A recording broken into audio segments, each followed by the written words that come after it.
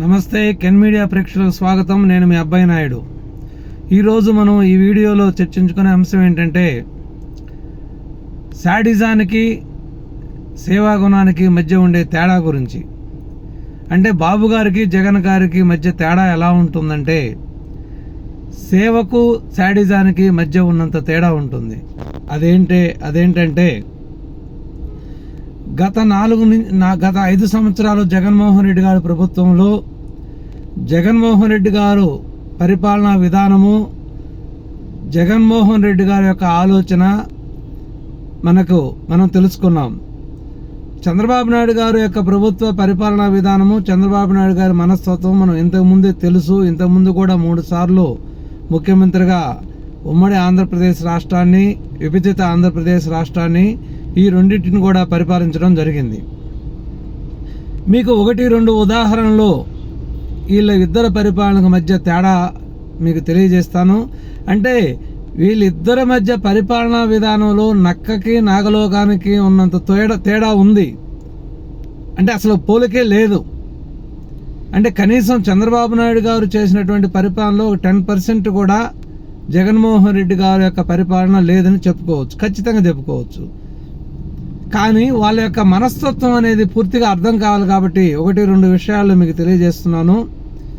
2019కి ముందు చంద్రబాబు నాయుడు గారు, అంటే అంతకుముందు 2099 ఎలక్షన్లు, అంతకుముందు చంద్రబాబు నాయుడు గారు ముఖ్యమంత్రి అయిన తర్వాత కూడా ఈ పథకాలను 2-3 సార్లు చేశారు. అవేంటంటే హై స్కూల్లో జరిగే ఆడపిల్లలకి సైకిల్ పంపిణీ. అంటే ఏమవుతుందంటే గ్రామాలలో స్కూల్కి వాళ్ళ కుటుంబాలకి మధ్య దూరం అనేది దాదాపు 4-5 కిలోమీటర్లు ఉంటుంది. కాబట్టి అంటే పేద పిల్లలు వాళ్ళ ఇంటికాడ నుంచి హై స్కూల్కి వెళ్ళాలంటే దాదాపు 4-5 కిలోమీటర్ల దూరం ఉంటుంది. ప్రతిరోజు నడిచి పోవడం రావడం అనేది చాలా కష్టమవుతుంది. అక్కడ రవాణా సౌకర్యం ఇబ్బందిగా ఉంటుంది. కాబట్టి వీళ్ళు స్కూలుకు వెళ్ళి వచ్చే అందుకు వీలుగా అనుగుణంగా ఉండేదానికి వాళ్ళకి సైకిళ్ళు పంపిణీ అనే కార్యక్రమాన్ని ఇంతకుముందు కూడా చాలాసార్లు ఇవ్వటం జరిగింది. అదేవిధంగా 2019కు ముందు కూడా సైకిల్ అనేది హై స్కూల్లోని పిల్లలకి ఇవ్వాలనే ఉద్దేశంతో దాదాపు ఎలక్షన్ కంటే సాధారణ ఎన్నికలకు ఎలక్షన్ కంటే ముందు 4-5 నెలల ముందు సైకిల్ ఆర్డర్ ఇచ్చినవి అన్నీ రావటం జరిగింది. ఎలక్షన్ టైం వచ్చింది కాబట్టి అప్పుడు ఎలక్షన్ టైంలో సమ్మరు హాలిడేస్ కాబట్టి తర్వాత స్కూల్ తెరిచిన తర్వాత ఇవ్వవచ్చులనే ఉద్దేశంతో ఆ సైకిల్ అన్నింటినీ కూడా స్టాక్ పాయింట్లో పెట్టడం జరిగింది. తదనంతరం 2019 సాధారణ ఎలక్షన్లో జగన్మోహన్ రెడ్డి గారు గెలుపొందడం జరిగింది. జగన్మోహన్ రెడ్డి గారు గెలుపొందిన తర్వాత జూన్ జూలైలో స్కూల్స్ అన్ని స్టార్ట్ అయిన తర్వాత సంబంధిత విద్యాశాఖ అధికారులందరూ కూడా ఈ సైకిల్ అన్నీ ఉన్నాయి, పిల్లలకు పంపిణీ చేయాలనే ఉద్దేశంతో ప్రభుత్వాన్ని అడగటం జరిగింది. ప్రభుత్వం ఆ సైకిల్ పంపిణీ కార్యక్రమానికి అనుమతించలేదు. ఎందుకంటే ఆ సైకిల్ అనేవి చంద్రబాబు నాయుడు ఇంతకుముందు కూడా చాలాసార్లు ఇచ్చాడు. వాటి మీద చంద్రబాబు నాయుడు గారి బొమ్మ ఉంది. కాబట్టి మనకి చంద్రబాబు నాయుడు గారు బొమ్మ నచ్చదు, ముఖం చూడటమే నచ్చదు. కాబట్టి చంద్రబాబు నాయుడు గారు బొమ్మ ఉంది కాబట్టి వాటిని ఎట్టి పరిస్థితుల్లో కూడా ఇవ్వటానికి లేదు. అది ఎంత నష్టమైనా పర్లేదు. అంటే ప్రభుత్వ సొమ్ము నష్టపోయి ప్రజల సొమ్ము నష్టపోతే ఆయనకేమో నష్టము, అతను ఇగో సలార్చుకోవాలి. అంటే అంత కోపంతో, అంటే అతనికి ఒక వ్యక్తి మీద ఉండే కోపానికి ప్రభుత్వ సొమ్ము అంటే ప్రజల సొమ్ము, అది ఎంత నష్టపోయినా కూడా పర్లేదు, అతను ఇగో సాటిస్ఫై కావాలి. కాబట్టి ఆ సైకిల్ పంపిణీ కార్యక్రమాన్ని నిలుపుదల చేయడం జరిగింది. దాంతో అధికారులందరూ ఆ సైకిల్ అన్నింటినీ కూడా రూముల్లో వేసే స్థలాలు వేయటం జరిగింది. అంటే దాదాపు ఇప్పటికి 5 సంవత్సరాలు సైకిల్ అనేవి వాడకుండా, ఏదైనా ఇనప వస్తువు వాడకుండా ఒక 5-6 సంవత్సరాల పాటు ఎండక ఎండి వానక తడిస్తే అవి మళ్ళీ పనికొస్తాయా, ఆ విధంగా అవన్నీ తుప్పు పెట్టి పనికి రాకుండా పోవడం జరిగింది. అంటే దాదాపు కొన్ని కోట్లు అనేది నష్టపోయాం. ఎందుకంటే అతను అందరం వాడుకోవడానికి పనికొచ్చే ప్రజావేదిక అటువంటి బిల్డింగ్నే అతను కూలగొట్టించాడు. ఇంక ఒక లెక్క అంటే ముఖ్యమంత్రి అయిన తర్వాత ఏవైనా పరిపాలనలో ప్రభుత్వ సొమ్ము ప్రజల సొమ్మును ఆదా చేస్తూ అవి నష్టపోకుండా వాటిని కొనసాగిస్తూ మీ నిర్ణయాలకు అనుగుణంగా చేసుకోవచ్చు. దానికి చాలా మార్గాలు ఉన్నాయి.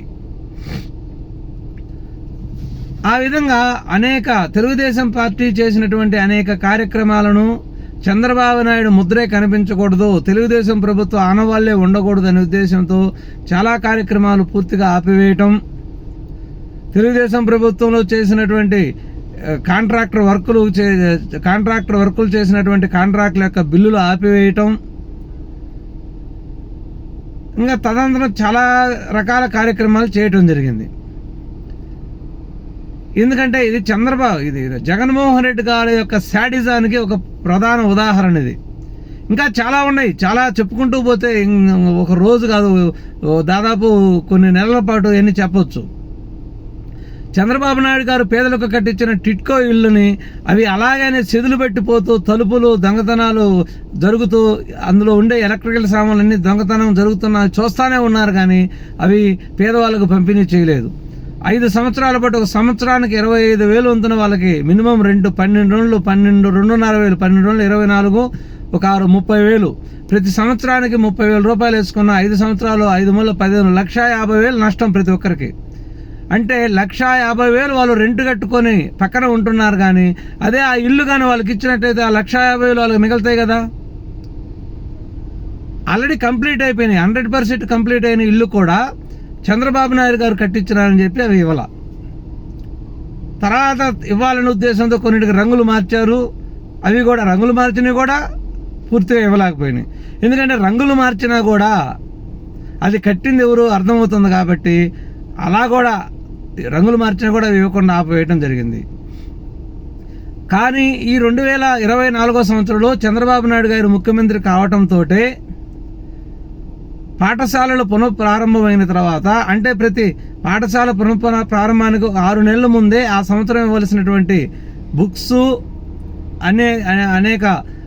బుక్స్ బ్యాగులు అంటే విద్యా కానుక కింద ఇచ్చే కిట్లన్నీ ఇవ్వటం జరుగుతుంది. అంటే 6 నెలల ముందే తయారు చేసి ఉంటారు. అప్పుడు ఏ ప్రభుత్వం ఉంటే ఆ ప్రభుత్వానికి అనుకూలంగా తయారు చేస్తారు.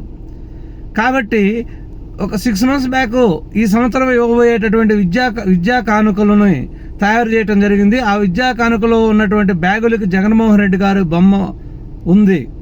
అందుకని పాఠశాల పునఃప్రారంభమైన తర్వాత విద్యాశాఖ అధికారులు ఒకసారి చంద్రబాబు నాయుడు గారిని సంప్రదించి అడిగించడం జరిగింది. కానీ చంద్రబాబు నాయుడు గారు ప్రభుత్వ సొమ్ము ప్రజల సొమ్మును నష్టపోకూడదు, బ్యాగుల మీద ఎవరు బొమ్మలున్నా పర్లేదు, అవన్నీ ఇచ్చేయండి, అవి ఖచ్చితంగా పంపిణీ చేయాలి, ఎందుకంటే పంపిణీ చేయకపోతే ప్రభుత్వ సొమ్ము నష్టపోతుంది, ప్రభుత్వ సొమ్ము నష్టపోతే ప్రజల సొమ్మే నష్టం, కాబట్టి అటువంటి పనులు చేయొద్దు, పర్లేదు, దాని మీద ఎవరు బొమ్మ ఉన్నా ఒకటే, అవి యాజ్ ఇట్ ఈజ్గా విద్యార్థులకు పంపిణీ చేయండి అని చెప్పడం జరిగింది. అంటే ఇక్కడ చంద్రబాబు నాయుడు గారు ఏం ఆలోచించాడు, ప్రజా సొమ్ము అంటే ప్రభుత్వ సొమ్ము నష్టపోకూడదు, ప్రభుత్వ సొమ్ము నష్టపోయినట్లయితే ప్రజలకే నష్టం అనే ఉద్దేశంతో యాజ్ ఇట్ ఈజ్గా వాటిని ఆపించకుండా పంపిణీ చేయడం జరిగింది.